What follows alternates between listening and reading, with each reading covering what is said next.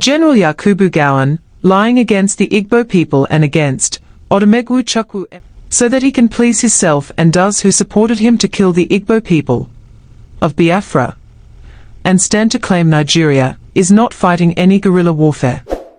Kindly share this video, subscribe, like, and comment below. Hear the story in detail. If Southeast had no desire to secede, there wouldn't be Nigeria a Biafra war. Gowon. General Yakubu Gowon, a former military head of state of Nigeria, says there would not have been any need for the Nigerian civil war if there were no plans of secession. The Nigerian civil war was between 1967 and 1970. Gowon was the head of state between August 1, 1966 and July 29, 1975. Gowon said the Nigerian civil war was inevitable due to the Southeast's desire to secede. Gowon made this statement in an interview with Daily Trust, noting it got to the stage that the situation was getting pretty clear that a part of the country, the Southeast, wanted to secede. The former head of state asked Southeast residents to embrace national unity, stating that Biafra's dissolution followed Nigerians' acceptance of reintegration and unity. I have always said that if there's no secession, there wouldn't be a breakout and there wouldn't be a question of civil war, because it got to the stage that the situation was getting pretty clear that a part of the country, the Southeast, wanted to secede, he added. Speaking further about the war, Gowon said, "Sometimes I say to myself that I don't mind being called the Abraham Lincoln of Nigeria because we had a similar situation, and we were able to achieve the same result." I remember that one English journalist asked why I thought the war was over. What if the people continued with guerrilla warfare? But thank God there was no guerrilla. Share this video, like, comment, and subscribe for more of our videos coming up. So when you say you are fighting war to keep Nigeria one, no. You fought the war as a manifestation of your incompetence in the management of the crisis that was then part of Nigerian history. So guys, Kenneth Okonkwo has replied ex-president Gowon over the recent statement he made saying that the Biafran war was intentional, as in it was meant to unite Nigerians. So guys, this is a very surprising statement, that war was fought in order for Nigeria as a country to stay united. The question remains, are we united today? Have we not been divided? I mean, real division existing in today's Nigeria. So meaning that the essence of the war was not achieved. Guess what? Kenneth Okonkwo has come hard on him, saying he went for the war due to his incompetence. So guys, you need to take your time, relax, and watch this video, because we know that recently, he celebrated his birthday, and during the speech he gave, he made this statement that war was meant to unite Nigerians. And today, we all know what the Igbos are going through in this country, as in let me not say everybody, but I think the Igbos are really going through a lot in this country in terms of marginalization. You see people that was Igbos, go back to your land. You see people that Igbos are domineering, Igbos are taking over lands, Igbos are, as if Igbos are not part of Nigeria. If this war was actually meant to unite us, why is it that today we are further divided apart? So guys, let me allow you to listen to what Kenneth Okonkwo said in this video. Take a look. Actions have continued to trail the statement by Nigeria's former head of state, General Yakubu Gowon, retired, that the country's civil war of 1967 to 1970 was fought to keep the country together and not a question of defeating any part of the country. He made the statement in commemoration of his 90th birthday, which was celebrated by dignitaries and political bigwigs across the country.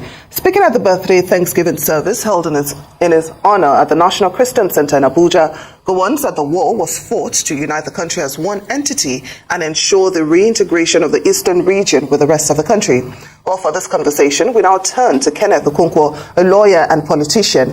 He will examine whether the purpose of fighting the civil war has been achieved 54 years after it ended. How truly united is Nigeria now? What are the headwinds against Nigeria's unity, and does the national rally its people towards a united country? Good to have you again on Arise News. Thanks for joining us on Newsday.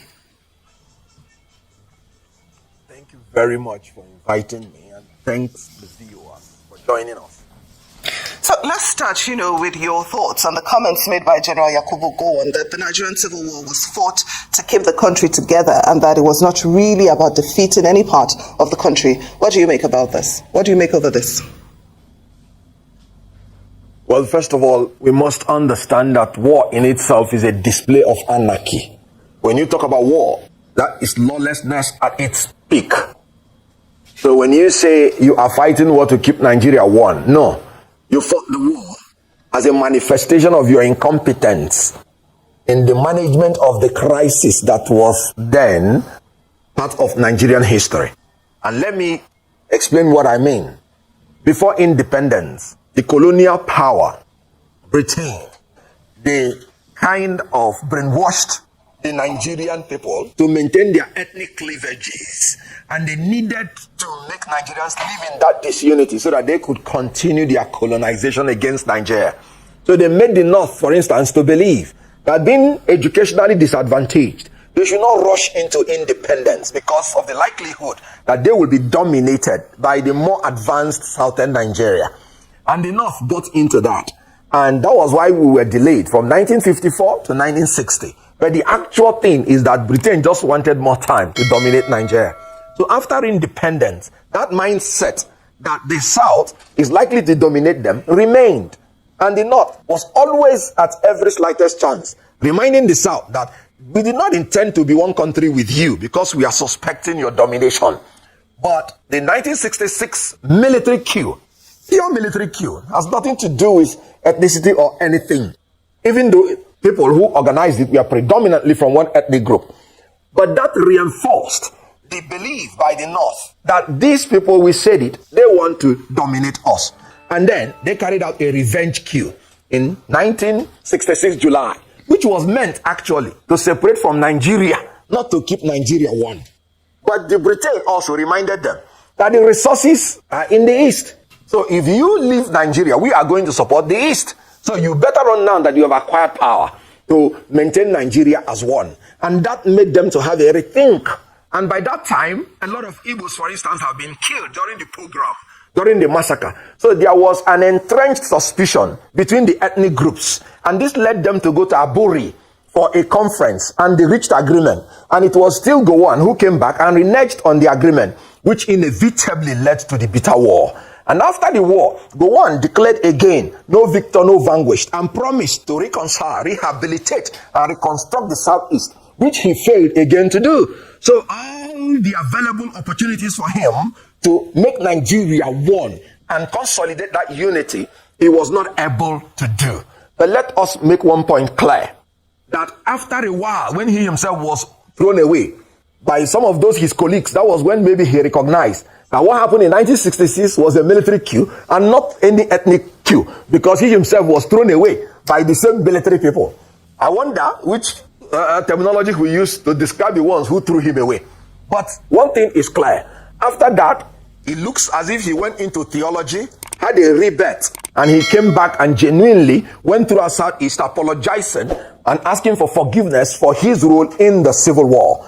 And we know that though the Southeast has been marginalized and ill-treated in that war, which was not caused by them, we know that Gowon has tried to make certain types of penance. We should forgive each other because hostilities need not last forever. So I can submit respectfully that ethnic chauvinism, the youthful exuberance of the military young chaps that took over government, who were actually very impressionable at that age, their inability to manage the crisis contributed in the disunity that resulted in the Civil War. We must learn to forget and to forgive so that we will move ahead as one united Nigeria. I remember what Ojuku said when he came back from exile. He said, we had fought one civil war. We don't need to fight another one. And he is going to go to war to fight if Nigeria is ever threatened again. And I stand by that. Nigeria being the hope of the black man. Nigeria being the hope of Africa. Nigeria being blessed. And in our enlightened self-interest, the capabilities and blessings of Nigeria will be better harnessed if we come together, live together under one united Nigeria. Nigeria based on equity, unity, peace, and justice. Nigeria will achieve its aims. I support the opinion that we should move ahead now as one united Nigeria, and I'm willing to fight if Nigeria is threatened. Let me point out that presently in Nigeria, what is causing disunity is no longer ethnic chauvinism and religious fanaticism. It is now the incompetence and corruption of the leaders of Nigeria that have inflicted hunger, hardship, degradation, deprivation on the citizens, making them too poor. And when you're poor, even to adhere to theology is very difficult, because there's no reception to theology when a man is hungry. An angry man is a hungry man. A hungry man is an angry man, and is easily irritated no matter what. So the threat to our unity today is poverty, which is orchestrated by the incompetence and corruption of the ruling class. World Bank report just gave a report that more than 129 million Nigerians are poor. And fuel price is now 1,200 naira per liter, unsustainable. And naira has been depreciated to the point that you have 1,700 and something naira per dollar. And you can see electricity. In 1 week, we have celebrated more than 3 national grid collapse. And some people are still pretending that they are the leaders of Nigeria. No, they are leaders of darkness, not leaders of light. And they are now the greatest source of our disunity. And let me point out, free and fair election is the only solution to our disunity now. Because if we have the ability to choose our leaders in a free, fair, credible, verifiable, periodic election, then we will say that our will be imposed on the leadership of Nigeria, and they will give us the dividends of democracy. Anything short of that is going to threaten the existence of this country, not because of ethnic chauvinism or religious fanaticism, but because you cannot sustain a diverse people living together in abject poverty. Permit me to comment on this point. And I like your oratory prowess when articulating what Nigeria should be as a unified entity.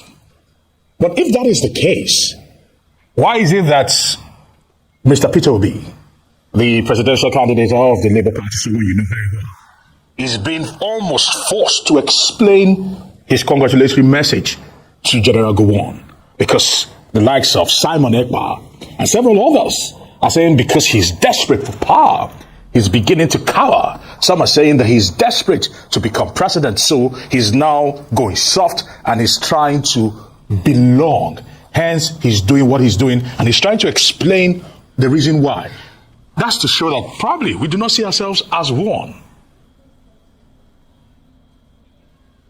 Well, let me say that all the protests, all the agitations you're seeing Nigerian over, like I said, they are results of manifestation of marginalization, manifestation of injustice, manifestation of poverty. And it is everywhere in Nigeria. You just have the Yoruba nation agitators who submitted letter to the Prime Minister of Britain that they want a separate country.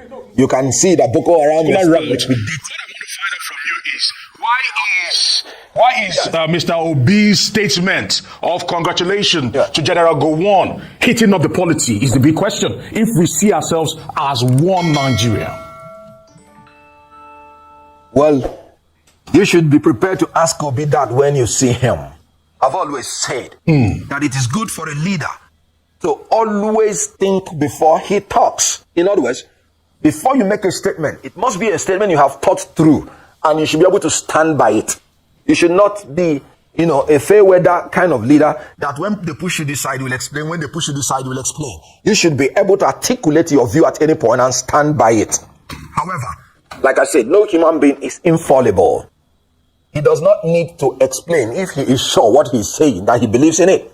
But if he needed to explain, and he explained, then you should hold him responsible for his own actions and for his own words. Let me tell you something. I believe in unity of Nigeria. I believe General Gowon made a whole lot of mistakes because he himself prevaricated on a lot of things that would have prevented the war, even when they were by his own initiation. And so, when you say Peter Obi made a statement and then he's clarifying, there's nothing wrong in clarification. However, there is a need to always be sensitive and then be sure of the statement you want to make so that you don't begin to want to pander on all sides. I've always said it is good to stand on one side and then whatever consequences it is, then you take it. I I don't have anything against anybody saying anything. It's a free word, freedom of expression. But you should be able to stand by your word. I don't think it has anything to do with the unity of Nigeria. Because what Nigerians are looking out for now, like I said, is competent leaders of capacity. So if he expressed his opinion and withdrew it or modified it, that is his right to do, and he's entitled to it. Now, Mr. Okonkwo, you said earlier, that the factors dividing Nigeria is not ethnic or religious affiliated, but you said corruption and bad leadership. Yep. However, some analysts, believe politicians usually use the divide and rule tactic. They use ethnicity, they use religion, to divide Nigerians in order to win election, like we witnessed in 2023. So how can Nigerians, as a people, how can the electorate rise above this very common gimmick? Very good. Now, let me first of all agree with you that part of the incompetence of these leaders is having no policies to use to convince the people. They resort to such primordial sentiments.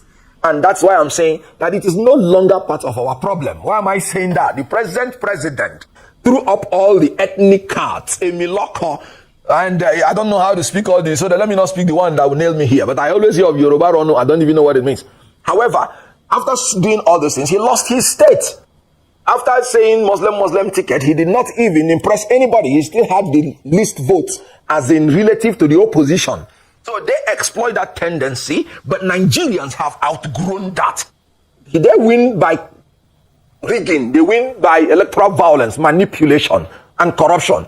They don't win anymore by ethnic sentiment and religious fanaticism. That's what I'm saying. That the problem we have now is that their corruption of not being able to organize free and fair election, abuse of public power for private gain. It is no longer ethnic. I mean, you can't go to the north and tell a northerner now that you're a Muslim and he should vote for you because you're a Muslim. After what he is suffering now under a Muslim ticket, you can't go to anybody in the south, in the southwest, and say vote for me because I'm from southwest.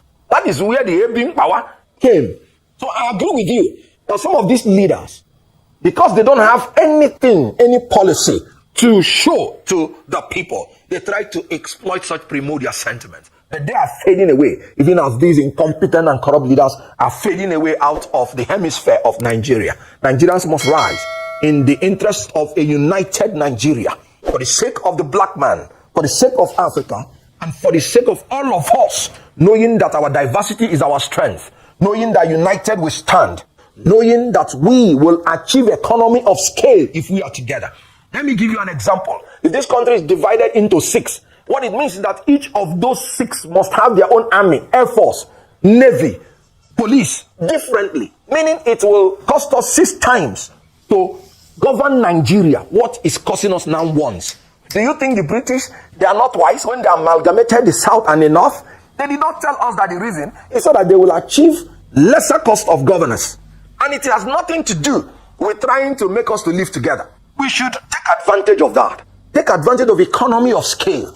Take advantage that when we live together under rule of law, there is no challenge we will not overcome. We are building a more progressive and perfect union as we go on.